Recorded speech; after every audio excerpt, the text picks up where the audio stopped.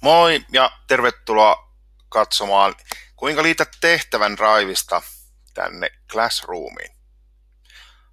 Menet tänne oikealle alakulmaan, klikkaa tuota plussaa ja tuosta sitten lähdetään klikkaamaan luo tehtävä. Nyt tähän tehtävän otsikkoon kirjoitat sen tehtävän nimen. Tällä kertaa meillä on tällainen tehtävän nimi. Tänne riville voit kirjoittaa lisää tietoja sitä tehtävästä.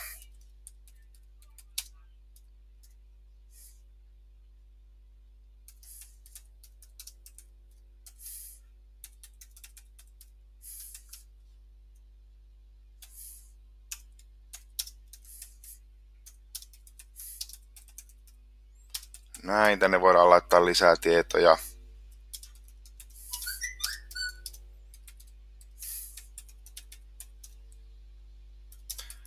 Näin. Nyt tässä näkyy sitten palautuspäivä.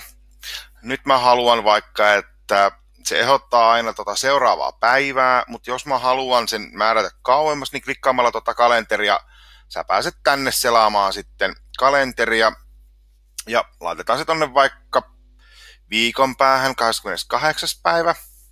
Ja ihan kellon tarkkuudella, jos haluaa, niin tosta voi klikata ja laittaa sitten sen tehtävän. Täppäämällä tuolla sivussa se häviää.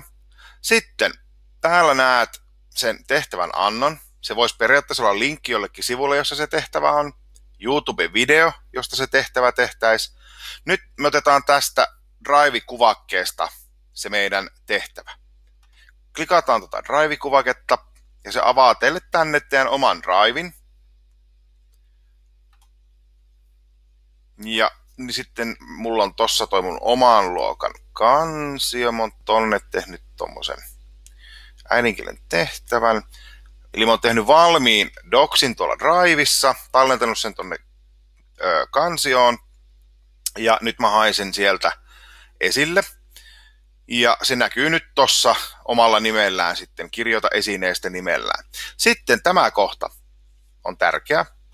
Onko tarkoitus, että opiskelijat voi vain tarkastella sitä tiedostoa, eli jos se on vaikka jonnekin ylttiin joku isompi tehtävänanto, niin oppilaat voi vaan lukea sitä, mutta ne ei voi muokata sitä tiedostoa. Sitten keskimmäinen vaihtoehto, että opiskelijat voivat muokata tiedostoa, mutta silloin jos tämän vaihtoehdon laittaa, niin kaikki tekee sitten samaan tiedostoon, eli docsiin. Ja tämähän voi olla ihan kiva, jos vaikka opettaja pyytää listaa asioista, ja haluaa, että oppilaat näkee, mitkä asiat on jo sinne kirjattu, niin ei tule sitten kaikille samoja. Eli tässä on se yhteiskirjoitusmahdollisuus. Mutta mä haluan tehdä kopion jokaiselle opiskelijalle, valitten sen. Nyt jokainen opiskelija saa ton mun kirjoita esineestä docsin, ja kun ne kirjoittaa sen ja palauttaa, niin sitä ei tarvitse jakaa enää erikseen, vaan se automaattisesti tulee sinne Classroomin kansioon mulle, ja siinä lukee sen oppilaan nimi sitten, kuka sen on kirjoittanut. Ja tämä säästää vaivaa ihan hirveästi, kun jokainen oppilas, joka on tässä äidinkielin 4. luokassa, saa sen kopion siitä, ja automaattisesti se tekee omat versiot jokaiselle. Nyt kun me ollaan päästy näin pitkälle, mennään tänne ja klikataan määritä. Ja nyt se alkaa luomaan sitä tehtävää. Ja näin.